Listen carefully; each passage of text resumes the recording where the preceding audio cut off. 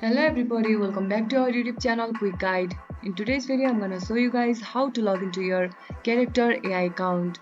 For this guys, what you need to do is just open up any web browser, as I have already opened the Google Chrome, and bring up the search bar and type in character AI login and hit the search. Make sure it takes you to the official link beta.character.ai. Just click on that link. Now guys, from over here you just need to enter your email address over here.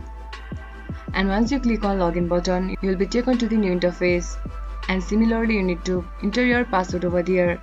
And once you click on login button, you will be easily access the character AI account. If you don't have any account of character AI, just click on sign up with Google, or you can log in with your Apple account too. This much for today's video.